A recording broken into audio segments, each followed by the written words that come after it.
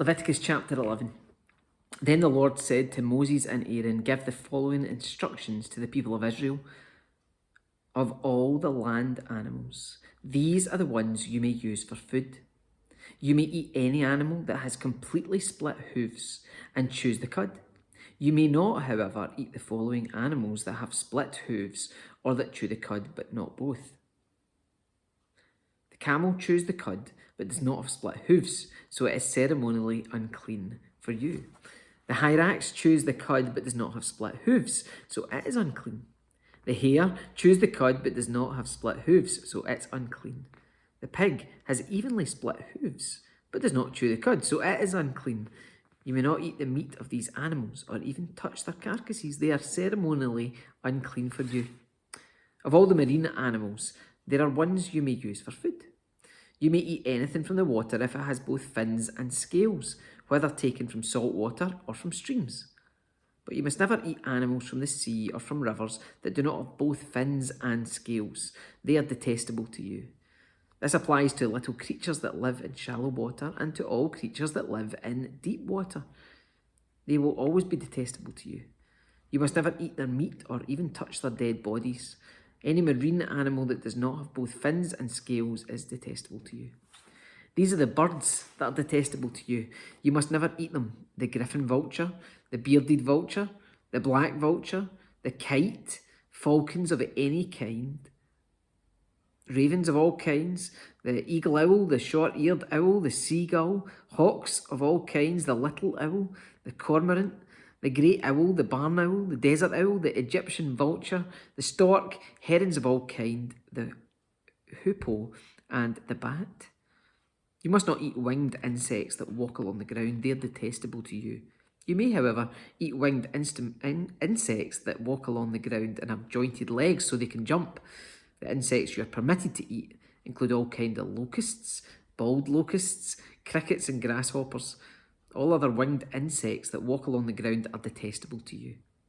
The following creatures will make you ceremonially unclean. If you touch their carcasses, you will be defiled until evening. If you pick up their carcasses, you must wash your clothes, and you will remain defiled until evening.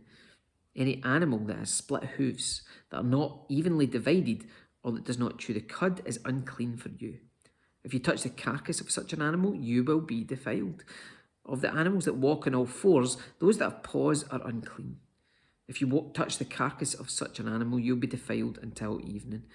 If you pick up its carcass, you must wash your clothes, and you will remain defiled until evening.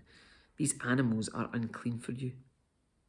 Of the small animals that scurry along the ground, these are unclean for you. The mole rat, the rat, large lizards of all kinds, the gecko, the monitor lizard, the common lizard, the sand lizard, and the chameleon. All these small animals are unclean for you. If any of you touch the dead body of such an animal, you will be defiled until evening. If such an animal dies and falls on something, that object will be unclean. This is true whether the object is made of wood, cloth, leather, or burlap. Whatever its use, you must dip it in water, and it will remain defiled until evening. After that, it will be ceremonially clean and may be used again. If such an animal falls into a clay pot, everything in the pot will be defiled, and the pot must be smashed. If the water from such a container spills on any food, the food will be defiled, and any beverage in such a container will be defiled. Any object in which the carcass of such an animal falls will be defiled. If it is an oven or hearth, it must be destroyed, for it is defiled, and you must treat it accordingly. However, if the carcass of such an animal falls into a spring or a cistern, the water will still be clean, but anyone who touches the carcass will be defiled. If the carcass falls on seed grain to be planted in the field, the seed will still be considered clean, but if the seed is wet when the carcass falls on it, the seed will be defiled. If an animal you are permitted to eat dies and you touch its carcass, you'll be defiled until evening.